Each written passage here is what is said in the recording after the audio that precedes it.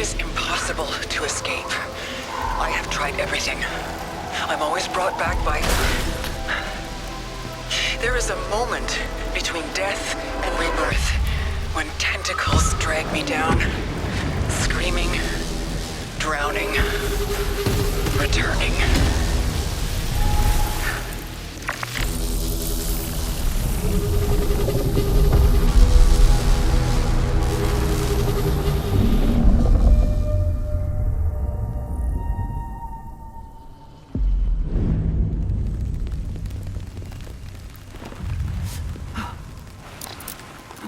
Usually when I edit these video reviews, I like to begin over the start menu, but Returnal doesn't have one of those. Instead, every time you boot it up, you're dumped here, in front of your crashed ship, at the beginning of the game. And the same happens every time you die. Hi, my name's Jazz from Pretty Much Geeks, and this is a review of Returnal. Yes, if the name or the trailer didn't give it away for you, this is a game about trying your darndest to get to the last boss without perishing. Because if you do, you're dragged all the way back to where it all began. Again, and again, and again. An eternal return. This isn't a new way to play by any means. Many amazing games such as Outer Wilds and Hades have similar mechanics where dying is part of the learning, but instead of being some unnamed alien or the prince of the underworld, you're Celine. Celine has wound up on the incredibly strange and eerily desolate planet of Atropos with no way to escape, not even through death. As you play and die, you slowly learn more about Celine and what happened to this planet she's crashed on. Technology that records the past? But while the mysteries of this unsettling story keep calling me back to play, it was the combat and traversal that hooked me in the first place.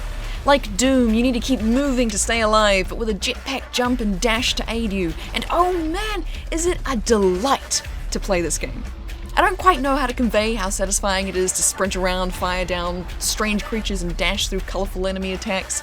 The euphoria you feel when you successfully do all three at once and complete an area unscathed is the reason I play games like this. There are heaps of different weapons to pick up and swap out during each run, and they can acquire permanent upgrades the more you use them. The enemies are many and incredibly diverse, and apparently increasingly creepy. If you like tentacles, you are going to love this game. On a more serious note, Returnal is a shooter-heavy game.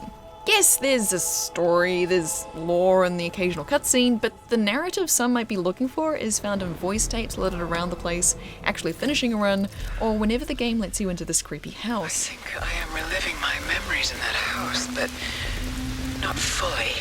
Some of my favourite moments have been in this house, and it's definitely why I want to keep playing, but if you're not into shooters, or loathe the thought of starting again when you boot the game up, yes, no progress is saved if you turn your PS5 off, this might not be the game for you. Aside from how good it feels to run and shoot, Returnal does the whole risk vs reward thing very well. Throughout the world there are many chests and items to open and pick up, but sometimes they are malignant and carry the probability of causing a malfunction to your suit if you interact with it. Malfunctions are varying degrees of not good, from your map being scrambled to fall damage being a thing. You can complete tasks to get rid of malfunctions, so you can risk yourself again and get more malfunctions if you so desire. Or you can use Ether, a permanent resource to cleanse malignant items. But maybe you'll want to keep that Ether for the next run. Who knows? Encountered a small life form. Seems docile. You'll also come across parasites, little buggers that will give your suit a pretty cool upgrade if you pick them up. Somehow, it's strengthening and weakening my suit. As well as a very much uncool downgrade at the same time. The first parasite you pick up is incredibly OP, and it's the sole reason I finished my first run. So if you pick it up, don't die. Because if you do die, you lose parasites, upgrades, weapons, and the like. There are a few things you keep between each run, like special abilities and ether. And don't worry, it's not absolutely impossible to finish a run. There are like a couple of checkpoints you can unlock if you have the resources, and an item you might pick up that revives you immediately if you do die, but the fear of starting from the beginning again makes each run so fun.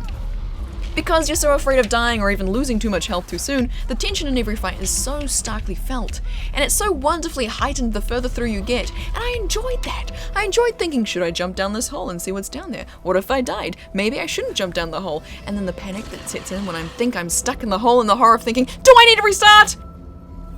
Usually that's no, and there's always some sort of way out, but I still enjoyed the emotional roller coaster I find myself on in almost every new area. Now, Returnal takes advantage of the PS5 in several different ways. 3D audio, when you use headphones, is incredibly good, coupled with the haptic feedback that simulates the rain falling on Celine's suit as you walk through the jungle. It just makes this whole game so freaking immersive. And holding the left trigger either halfway down or all the way changes whether you're using your primary or your secondary fire on your gun. So good. It took me a total of 5.5 hours to finish my first run. At the time, I admittedly did think Returnal was a whole lot easier than it actually is, but after trying another run, I realized two things. That first parasite flippin' carried me, and secondly, there's a lot more to the story than just getting to the end. Not only did I immediately want to keep playing, I have come back time and time again to try complete a second run. Now that I can't rely on that OP parasite, it is proving difficult, but with each renewed attempt, I find out more and more about Celine and Atropos and the cycle neither of us can escape. I mean, at least I have the choice to leave, but do I want to? Not really. Returnal has sucked me in.